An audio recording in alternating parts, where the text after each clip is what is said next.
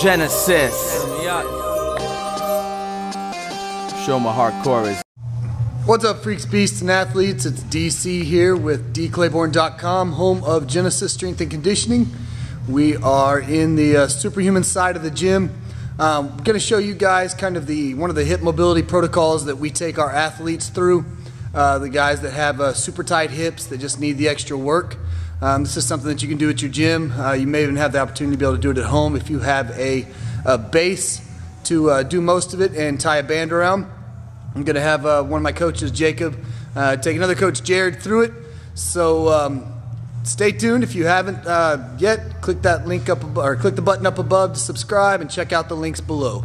So this first stretch I'm going to put you through is going to target the adductor. It's going to all you're going to need is something to hang a band on, some kind of weight or something to put pressure on the leg. So first I'm going to have my athlete step inside the band. We couldn't find an athlete, so Jared is...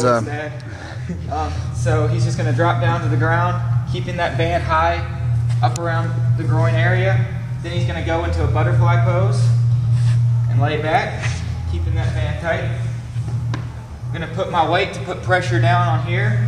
If you're really tight, you might want to use a little bit smaller weight or even just hand pressure. And this band is going to be forced to lever that leg out. And to make it a little more difficult, you can kind of move around the lever, press down on this other leg. And you can see Jared's in a little bit of pain here. Jared, you squatted today correctly? Yep. Or correct? Yeah. So this is really going to loosen up the inside of that hip. And you're going to take this one probably for about 45 seconds to a minute on each leg. I like to run it through twice on each leg. We're not going to go through all that today, but that's really going to loosen up, going to get you deep in that squat. And as you can see, it does not feel pleasant, but you can make it a little bit easier by using a lighter weight, a lighter band, less pressure, and not levering in and out. But that's really going to get you that full mobility, moving that femur in and out of that hip joint. All right. So pop up, Jared, and then just give us a body weight squat and hold down at the bottom. So what leg? Right. Yeah. So you can kind of see the difference between how far out the left leg is compared to the right leg, just in terms of, try to do that to your left leg. Yeah, see how you can't pull it out? So that's one way to open it up kind of on the inside. What do you got, what's the second exercise we'd have them do? So for our abductor, we're going to get him over here on a bench. Go ahead and face out that way, Toe, and get behind it.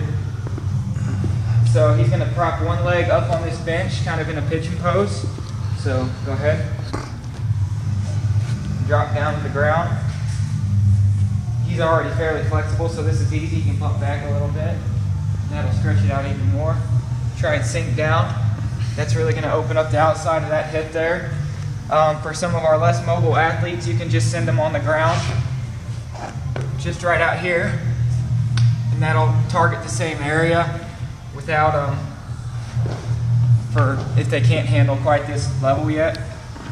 But so here, the closer you move your leg in, the easier it's going to be on that outer hip. The further you move back, the more difficult it'll be. And the ground is our last progression.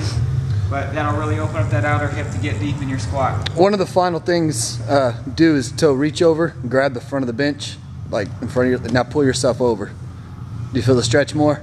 Mm-hmm. Yeah. So that's going to be our most difficult progression right here. Luckily, Toe here is pretty mobile, so you can handle it. You're a mobile toe. Yeah. All right, go give us a squat now. So we did the right leg for the adductor, left leg for the glute. Kind of see better now. The left one's just kind of opened up in terms of depth. Still can't go out as much because we didn't hammer that left leg. But you can see it kind of tilts down on that side. See on the back side now while you're checking out his butt. That left glute is kind of tilted down a little bit because that glute can open up more. Yeah. All right.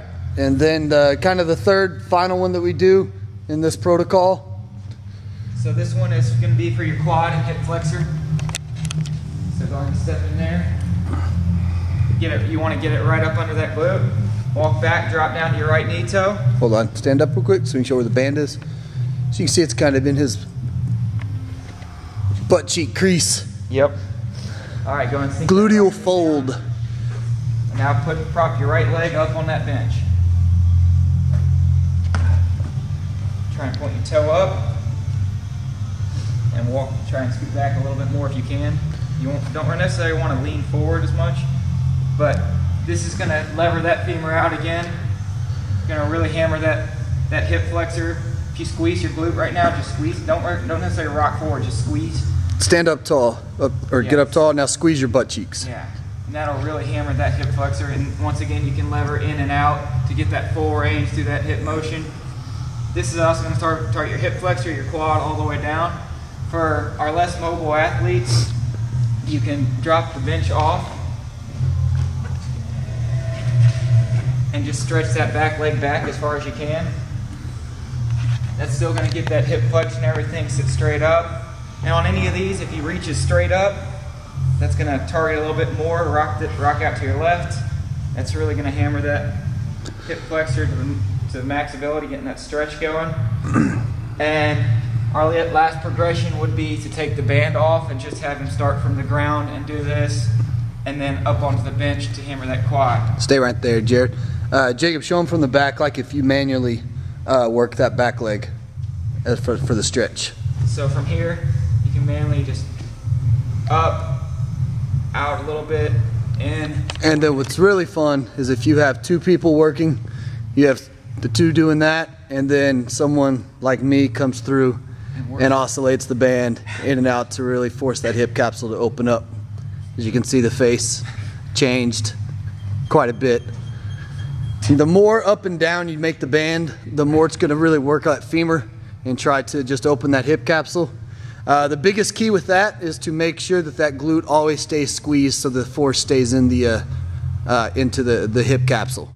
So there you have it. Those are kind of the three that we use a lot at the facility, combined together to hammer the hip from all the different angles.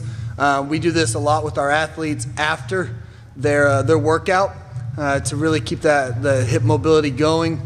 We may tack on some type of hamstring stretch as well at the end to just keep that loosened up. But you know, give that a go. If you don't have a band, you can always have your training partner or someone else in the gym really kind of help with those positions. But check out the links below. Hit that subscribe button up top. Now you guys know, knowing's half the battle.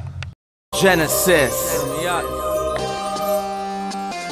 Show my hardcore is, you know what I'm saying? Yo.